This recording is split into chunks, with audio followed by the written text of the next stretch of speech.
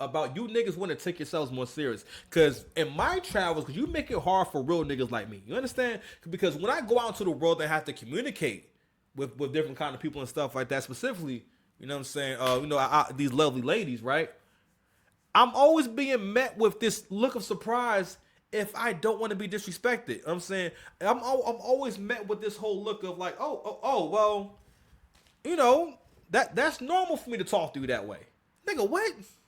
And I have to realize, oh shit, you niggas have such low self esteem that this dingbat just feel like she can just talk to me in your kind of way, right? It's just like if a woman comes across a dude that's talking to her crazy, she probably gonna be thinking like, yo, who raised you? Like what your mother taught you? What was you and your mom talking about, right?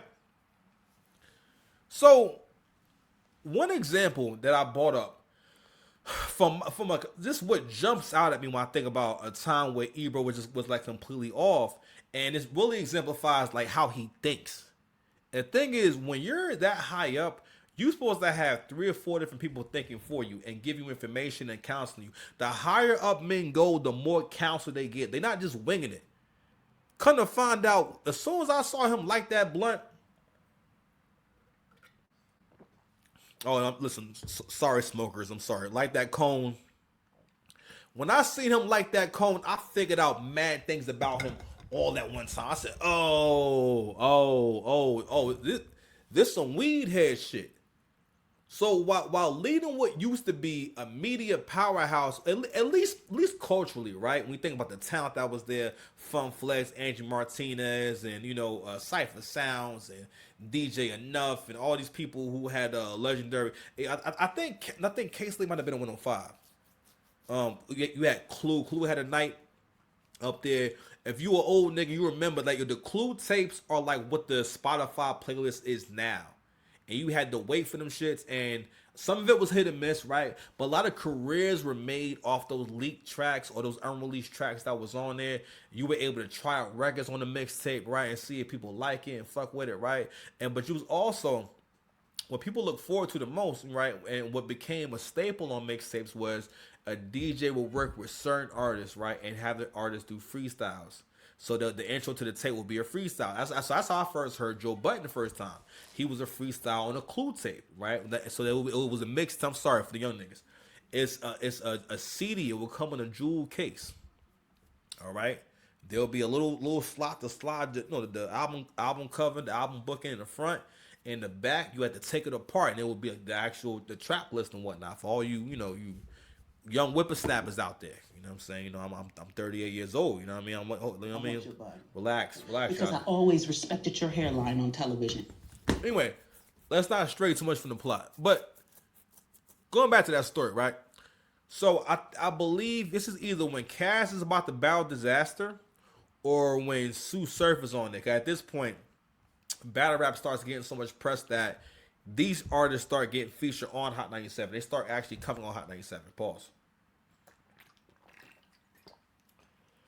And Ebro makes it a point to say, I just can't get with it because I'm not into the whole acapella thing. It sounds like spoken word.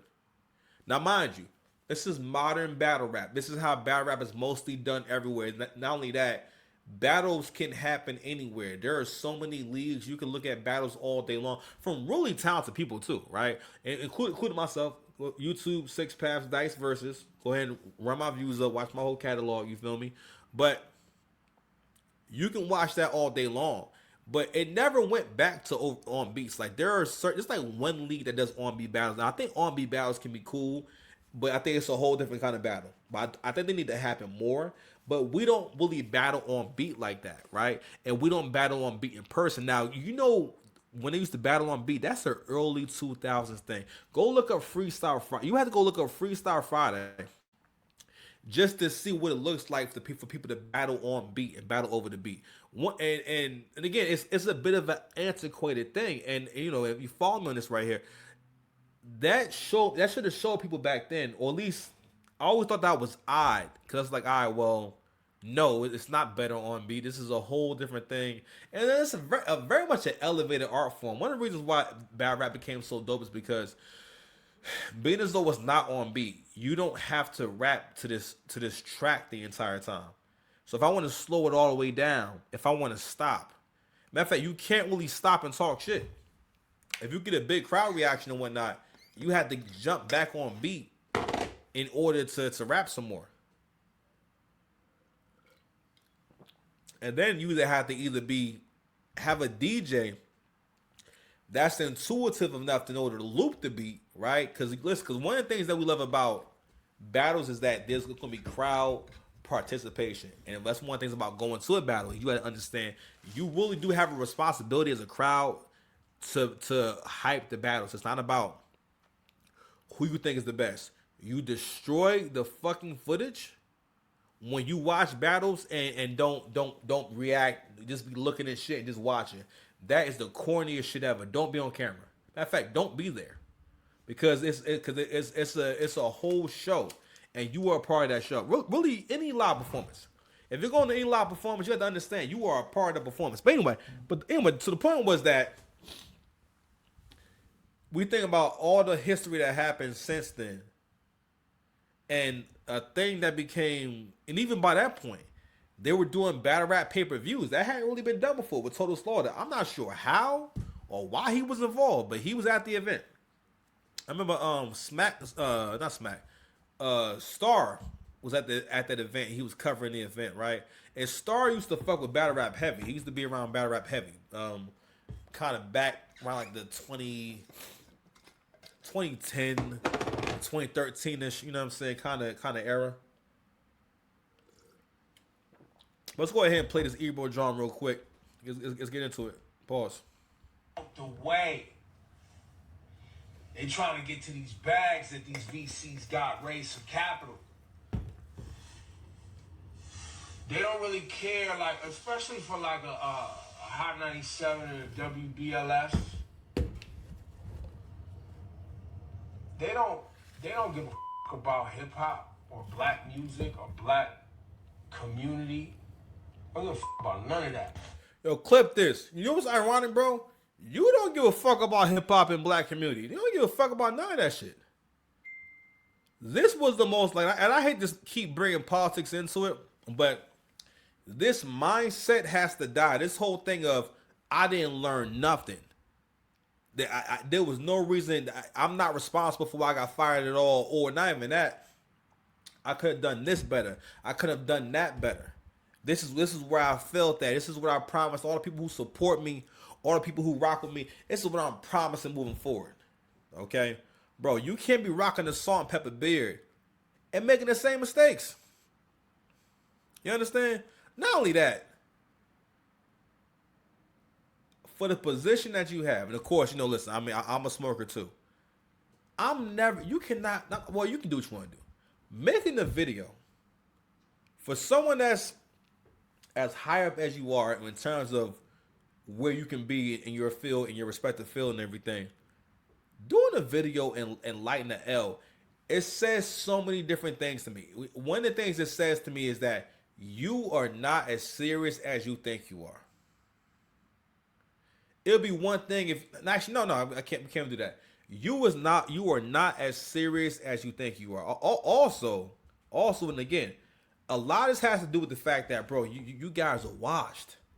You don't really have a place in media. Because you got to realize that y'all have not kept up with where media is going. These young niggas have their whole persona planned out. They do content standing up. Okay? Whenever I see this nigga on like the webcam and shit like that, not only that, the fact that you and Pete Rosenberg have webcams. I mean, I'm on a webcam too, but my shit look good. Like, my shit got to stand to it. I didn't even realize that shit. You niggas are doing your show on a webcam. Matter of fact, I don't watch y'all show, so I had no idea. Y'all also was doing y'all show from home. You lazy bastards. But yeah, man, talking about care about, first of all, this is how men like this mislead y'all. We're talking about business. These people have to make money. What I really learned with doing hustles that involve getting tips. And when I did Lyft and Uber, you learn a lot about people and how people think about money, and how generous people are and how crappy people can be when you do stuff like Lyft, Uber, like any kind of like gig economy type of job, because you experience, how often people are kind, what kind of people actually tip. What are the tips like? One of the reasons why I never miss no money, not working in East Orange, right? I be doing Instacart. When I started just staying, in that more affluent area, ironically, I think a part of it was just my human revolution, where like I changed my environment, because that was never like a money making store for me. I would get pretty good orders from them from time to time, but I couldn't go there and make my bank. Now I make more than I ever made, just going there. I could just stay there. You know what I mean? And I'm gonna get good orders because they're gonna go, because these orders go to affluent, just like mad, like rich areas by there. Now, don't get me wrong, they don't always tip, but a rich person is more likely to tip, and they tip more. So being as though they tip more decently, and so it touches the hood and all those other places, but it really helps people who live near that supermarket and whatnot. One time this person gave me, other day someone gave me a $50 tip. I remember I was thinking that, oh shit, this tip must be because all the people want to. I think it was a 3-part, and I'm like, oh wow, the tip must be so much because they're all tipping. No, that was all from one person. You cheap bastards. Yo, real talk. But anywho, but you learn a lot about people and how they think about money. It's the reason why I bought it up. Clip this too. The reason why I bought this up is because one of the things that we do as black people is that we come into situations that involve big money and serious money, and then we don't treat it serious, and we don't realize that, yo, you are not as serious as you think. I remember when Angry Man was talking about this shit. He was like, yo, the reason why people don't take us serious is because we're not as serious people. And I always think about, all right, what can we be doing to get ourselves taken more serious? Because black men in particular, a lot of y'all have this thing where, for one, you don't realize you have low ass self-esteem. Especially if you FBA, because a part of FBA, growing up FBA, is that no one ever lets you feel like you that nigga. All right, we treat feeling good about yourself as if it's a privilege, and it's something that should and can be taken away from you at any given time. Fuck that shit. The idea is that you should be living a life that is so amazing on your terms, setting goals for yourself, to where you always take pride in who you are, right? Cause that's a part of being masculine too. Is being serious. I tell my son, you're not serious. You need to show me that you're serious. Laughing and that ain't going to get it. Presentation is everything, right? Also, what we see in this story with Ebro is that y'all are also not willing to do the work that it takes to transition in this new era. Like, you guys are literally like the clips.